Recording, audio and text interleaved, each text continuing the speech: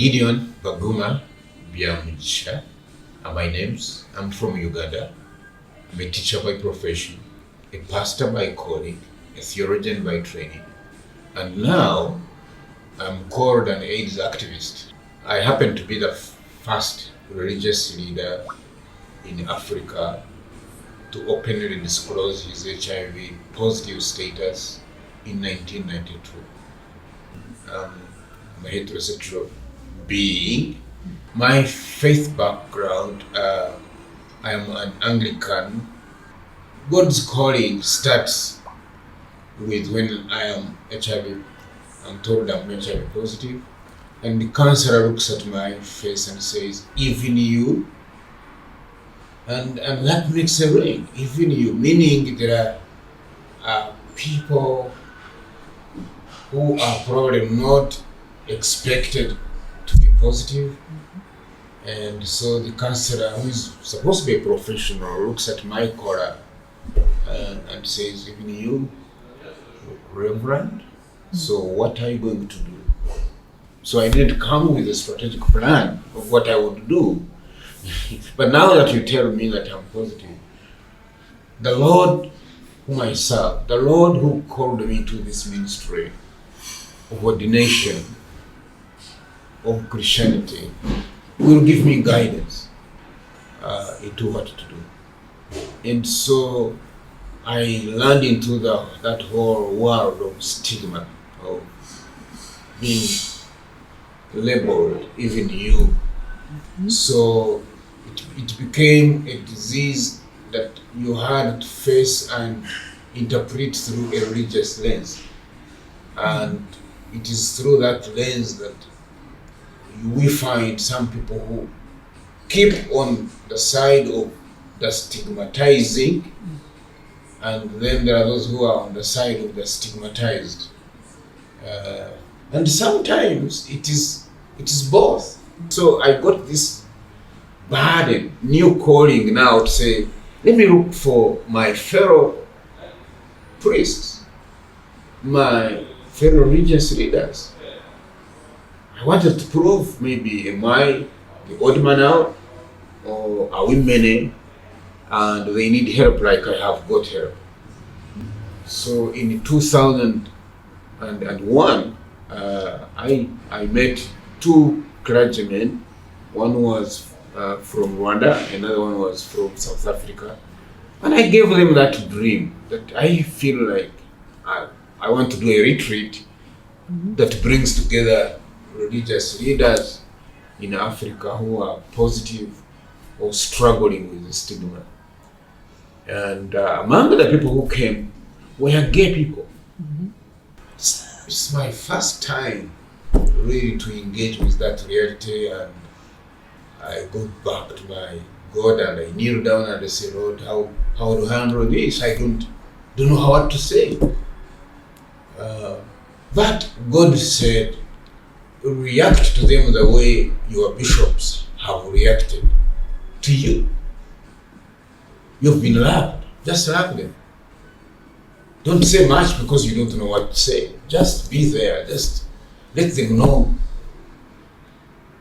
you accept, you affirm, you are available, because the Bible says love your neighbor, but also it says love strangers.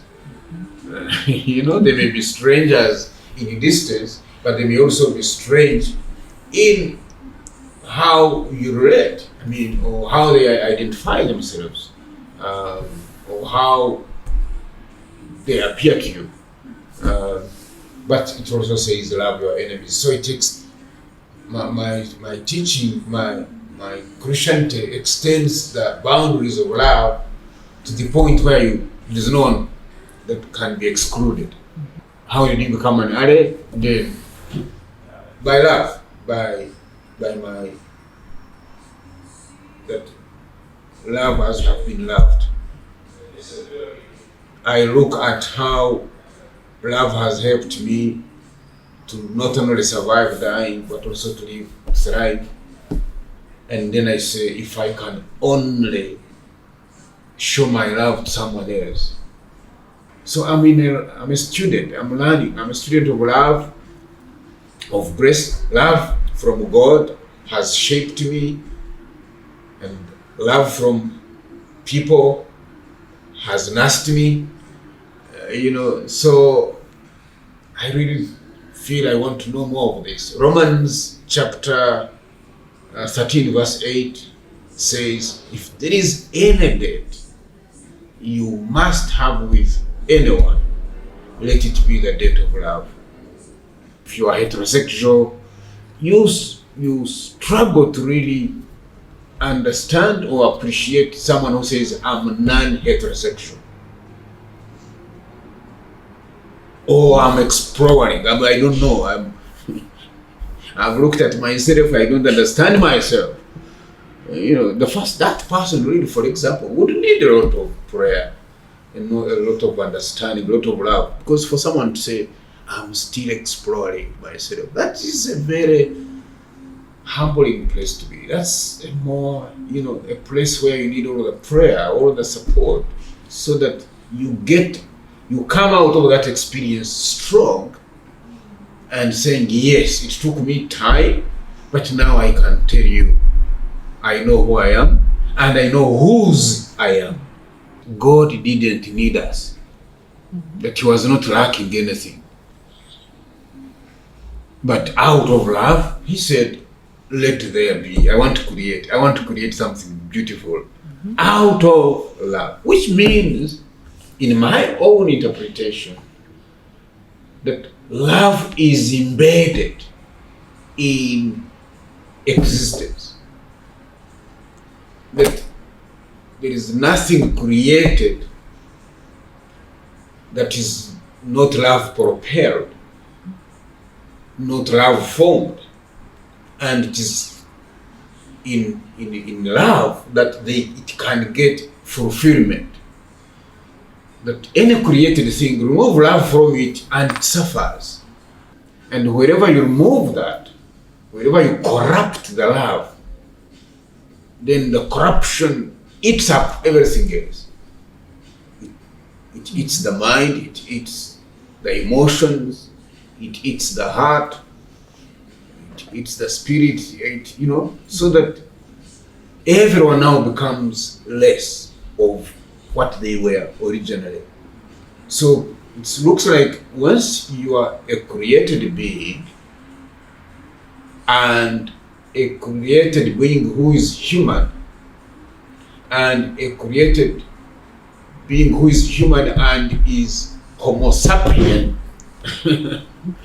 who thinks and feels, then we have a responsibility of saying, but we came out of love.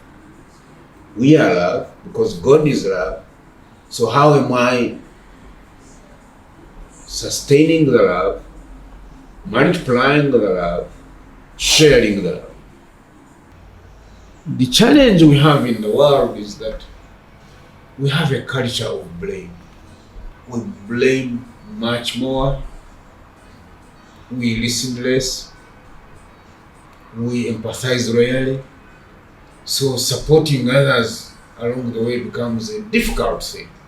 It might be age is saying, no, maybe do it the other way around. Blame less, listen more, empathize deeper, so that you are able to support and love each other better. And probably that's why Jesus said, when I was in prison, you visited me. When I was naked, you clothed me. When I was sick, he's looking at that level of vulnerability that correspond with levels of love and grace.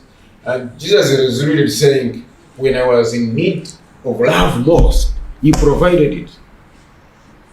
The time I needed your compassion and your solidarity, you were there. I hear people talk about tough love, but there is no simple love. All love is labor, especially if it is sincere love. But when you think that tough love means love from my own angle, because that's what they tell us. Oh, Gideon, you are fighting stigma, but stigma is good. It helps us, to fight these behaviors we don't like. Then you are really creating God in your image rather than allowing love to do what it does best, to redeem, to liberate, to transform hopelessness into hope, lovelessness into love, lifelessness into life, gracelessness into love. That is what true love should do. To mend the broken pieces into or the dry bones, to make them live again. When Jesus talked so many gospels and preached, the disciples said, we know you are soon leaving us, but what if you summarized what you have taught us? If we were to summarize, what would take us to heaven? And he said, oh, you want a summary? Love God. Then love your neighbor as you love yourself. And then he said, if you love each other, then they will know you are my true disciples. John 15:12. We are called to love, to grace, to compassion, to solidarity. As what? As humans.